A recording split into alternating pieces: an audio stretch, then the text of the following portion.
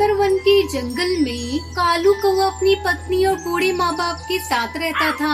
कालू फल बेचा करता था। एक दिन जब कालू शाम को फल बेचकर घर आया तो अपनी पत्नी को काम करता देखकर उससे कहता है, अरे तुम आ गई मायके से, चलो अच्छा हुआ। रोज रोज भोजन पकाते पकाते मैं थक जाता था। ये चूल्हा चौकी का काम तुम ही अच्छे से करती हो। अब आ गई हो तो एक कप मेरे लिए चाय बना दो। तुम्हारे हाथ की बनी हुई चाय पिए तो हफ्ते गुजर गए। कालू कौवा अपनी पत्नी की तारीफ करता है, लेकिन टुनटुनी गुस्से से फूट पड़ी। तब तक आप लोग कमेंट पे बताएं 190 into 8 कितने होते हैं। रहने दो, बंद करो मेरी तारीफ करना। मैं तो नौकरानी हूँ इस घर की, दिन भर बस घर का काम करती रहूँ। और एक तुम्हारे बूढ़े माँ बाप है, दिन भर में 3 बार खाते हैं और बैठकर मुझ पर हुक्म चलाते हैं। मुझसे अब घर के काम नहीं होते। कब से कह रही वाला घर ले लो, पर नहीं, तुम्हें तो बिना अपने माँ बाप की नींद ही नहीं आती। अरे टुनटुनी, ये तुम कैसी बातें कर रही हो? वो अगर मेरे माँ बाप हैं तो तुम्हारे भी सास ससुर हैं। उनके लिए तुम्हारा भी फर्ज बनता है। मैं कह देती हूँ, या तो तुम मुझे नया घर लेकर दो, वरना मैं अपने मायके चली जाऊंगी। मेरे भैया की 2-2 कोठियाँ खाली पड़ी है, बस मेरे कहने की देर है। टुनटुनी बड़बड़ाती हुई अपने काम में लग गई। तभी बाहर डाल पर बैठे कालू के माता पिता चिल्लाते हैं, अरे ओ बहू, लगता है आज बारिश होगी। ना जाने कहां से काले काले बादल आ गए। बाहर रखा सामान हटा दे। जाओ जाकर देखो, तुम्हारे माँ बाप का बुलावा आया है। कालू को अपने माँ बाप के पास जाता है। तभी तेज बारिश शुरू हो जाती है। अरे बाप रे, इतनी तेज बारिश! इस मौसम में तो कभी इतनी तेज बारिश नहीं होती। धीरे धीरे रात हो जाती है, लेकिन बारिश नहीं रुकती। इसी तरह सभी भोजन करके सो जाते हैं। अचानक उनके घर का एक हिस्सा, जिसमें माता पिता सो रहे थे, वो गिर जाता है और कालू के बूढ़े माँ बाप उसमें दब जाते हैं। बचाओ बचाओ, कालू बेटा हमें बचाओ। ये क्या हो गया पिताजी? आप चिंता न करें, मैं अभी आपको बचाता हूँ। माँ जी आप ठीक तो है ना? लेकिन कालू की माँ कोई जवाब नहीं देती। बेटा, तेरी माँ को क्या हुआ? वो कुछ बोल क्यों नहीं रही है? मुझे छोड़, पहले अपनी माँ को बाहर निकाल। किसी तरह टुनटुनी और कालू मिलकर अपनी बूढ़ी माँ को मलबे से बाहर निकालते हैं, लेकिन उसकी माँ मर चुकी थी। माँ, ये क्या हो गया? माँ, आप हमें छोड़कर क्यों चली गयी? सुनिए जी, अभी रोने का वक्त नहीं है। जल्दी बाबूजी को बाहर निकालते हैं। ऐसा न हो कि बाबूजी। अपने मुँह से अशुभ बातें मत निकालो। मेरे बापूजी को कुछ नहीं होगा। कालू को अपने पिता को भी मलबे से बाहर निकालता है, लेकिन वो दम तोड़ चुके थे। मैं तो बर्बाद हो गया, पिताजी भी नहीं रहे। टुनटुनी कालू कौवे की हिम्मत बनाती है। अब रोने से कोई फायदा नहीं जी, घर में पानी भर चुका है। जल्दी यहाँ से चलो। मैं नहीं जाऊँगा। मेरे माँ बाप मर गए। अच्छा हुआ तो मैं भी मर जाता हूँ। तुम्हें जाना है तो जाओ, पर मैं अपने माँ पिताजी को छोड़कर कहीं नहीं जाऊँगा। मैं उनके साथ ही रहूँगा। नादान मत बनो। अगर तुम्हें कुछ हो गया तो तुम्हारे आने वाले बच्चे को कौन संभालेगा? जो होना था हो गया। अब जल्दी चलो यहाँ से। किसी तरह टुनटुनी कालू को लेकर वहाँ से जाती है। फिर वो दोनों टूटे पेड़ की डाल पर बैठकर अपनी जान बचाते हैं। अगली सुबह बारिश रुक जाती है। टुनटुनी उसी डाल पर एक अंडा देती है। मुझे जल्दी से किसी सुरक्षित स्थान पर ले चलिए, वरना ये अंडा पानी में गिर जाएगा।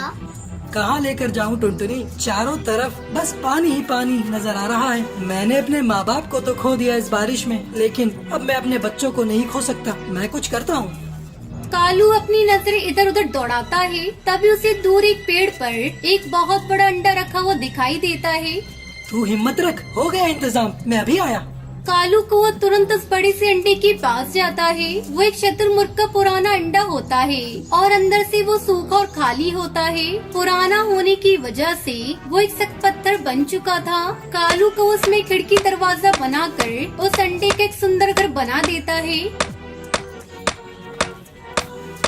फिर टुनटुनी और कालू कौवा अंडा घर में अपना अंडा रख देते हैं और खुशी खुशी रहने लगते हैं।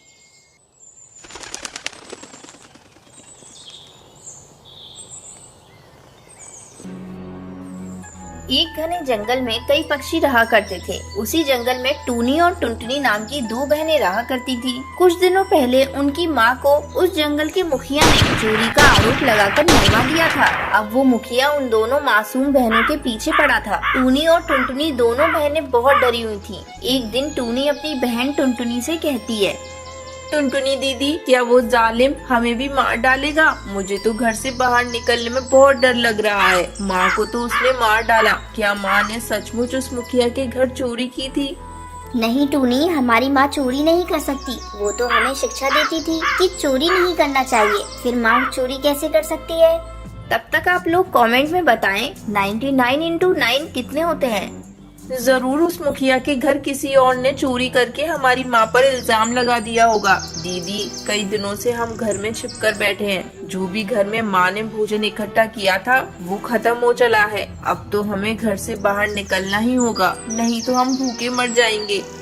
हाँ मेरी बहन, यही बात तो मैं भी सोच रही हूँ, लेकिन हम कर क्या सकते हैं? हमें तो रिस्क लेना ही होगा। हम दोनों कल सुबह जल्द ही भोजन लेने चलेंगे। पर तू एक बात याद रखना, रास्ते में कोई पक्षी मिले तो उससे तू बातें मत करना। हम जल्दी से जाएंगे और भोजन लेकर जल्दी घर वापस आ जाएंगे।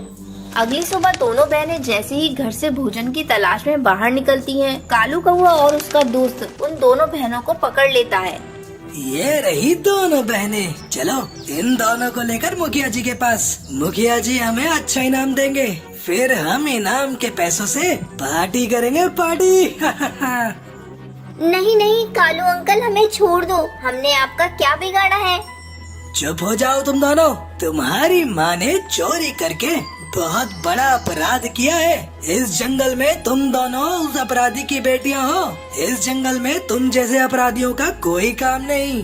कालू कौवा और उसका साथी दोनों बहनों को लेकर मुखिया के पास पहुंचते हैं। मुखिया जी, ये रही उस चोरनी की बेटियां। इन दोनों को तुमने यहाँ लाकर बहुत अच्छा काम किया है। कालू, तुम ऐसा करो, इन दोनों को ले जाकर जान से मारकर फेंक दो, फिर आकर अपना इनाम ले जाओ। दोनों बहनें रो रही थीं, लेकिन किसी को उन पर दया नहीं आ रही थी। कालू उन्हें मारने के लिए ले जाने लगता है। तभी कालू के हाथों से दोनों बहनें छूट जाती हैं। टूनी जल्दी भाग, नहीं तो ये जालिम हमें फिर से पकड़कर माँ की तरह मार डालेंगे। दोनों बहनें अपनी पूरी ताकत लगाकर आकाश में उड़ जाती हैं और उड़ते उड़ते एक सुनसान जंगल में पहुंचती हैं, जहां चारों तरफ ऊंचे ऊंचे बांस के पेड़ थे। दीदी, मैं बहुत थक चुकी हूँ, अब मुझसे और नहीं उड़ा जाता। थकी तो मैं भी हूँ टूनी, चल इसी जंगल में बैठकर थोड़ा समय गुजारते हैं, फिर आगे की ओर उड़ान भरेंगे। ऐसा सोचकर दोनों बहनें बैठकर आराम करने लगती हैं। धीरे धीरे शाम हो जाती है। दीदी दीदी उठो, देखो शाम हो रही है। अगर हम लोग इस तरह यहाँ बैठे रहेंगे तो रात में कोई जानवर आकर हमें खा जाएगा। टूनी, आगे उड़ने की मेरे अंदर बिल्कुल भी हिम्मत नहीं। तू थोड़ी देर रुक, मैं कुछ सोचती हूँ। टुनटुनी चिड़िया थोड़ी देर सोचती है, फिर टूनी चिड़िया से कहती है, टूनी चल हम लोग मिलकर इस गीली मिट्टी को इकट्ठा करते हैं और उससे अपना एक घर बनाते हैं। वैसे भी उस मुखिया की पहुंच से हम लोग काफी दूर आ चुके हैं, यहाँ हमें कोई भी नहीं पकड़ सकता।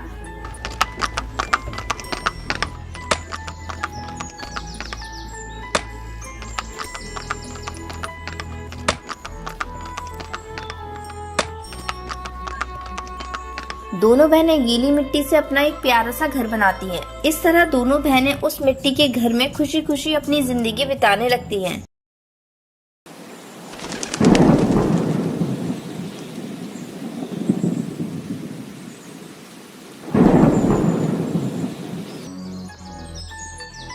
एक घने जंगल में टुनटुनी चिड़िया अपनी बेटी पिंकी के साथ रहा करती थी।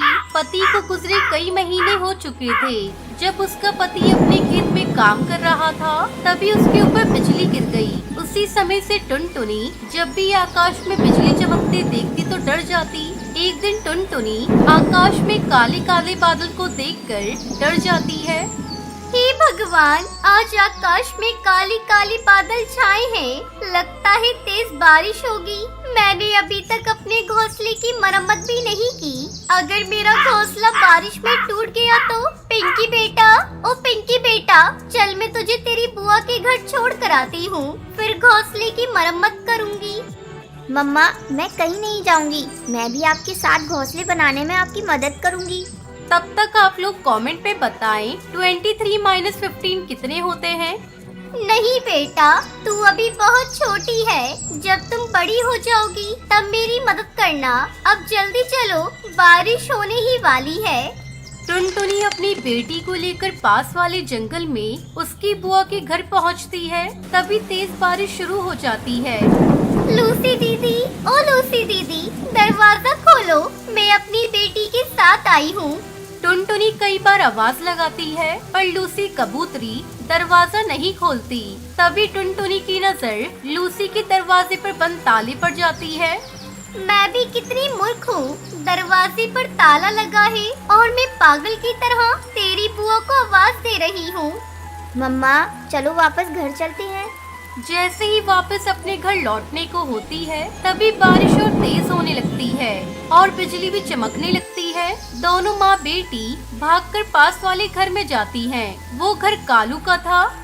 अरे कोई है, दरवाजा खोलो, मुझे बारिश रुकने तक अपने घर में रहने के लिए थोड़ी जगह दे दे।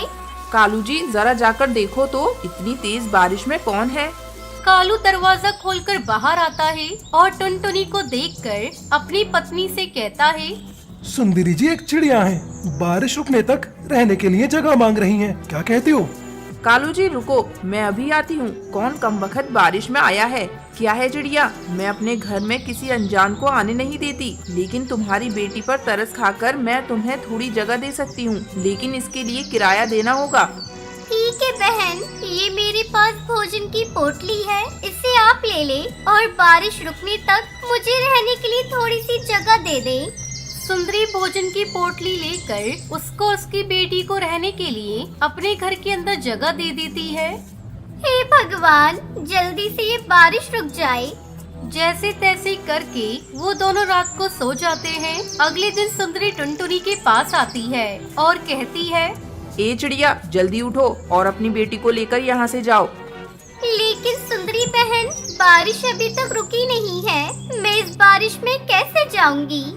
अच्छा तो आज का किराया दो, फिर मेरे घर रहो। पर सुंदरी बहन, मेरे पास तो देने के लिए कुछ भी नहीं है। तो दफा हो जाओ यहाँ से, ये कोई अनाथालय नहीं है। सुंदरी टुनटुनी और उसकी बेटी को अपने घर से बाहर निकाल देती है और तेज बारिश में दोनों भीगने लगती हैं। तभी वहाँ हरी तोती आती है और उन्हें अपने घर ले जाती है। हरी तोती का घर लकड़ी का बना हुआ था। टुनटुनी बहन, मैं इस लकड़ी के घर में अकेली रहती हूँ, आप भी मेरे साथ रह सकती हैं। मैं इसका कोई किराया नहीं लूंगी। इस तरह टुनटुनी चिड़िया हरी तोती की लकड़ी के घर में खुशी खुशी अपनी बेटी के साथ रहने लगती है।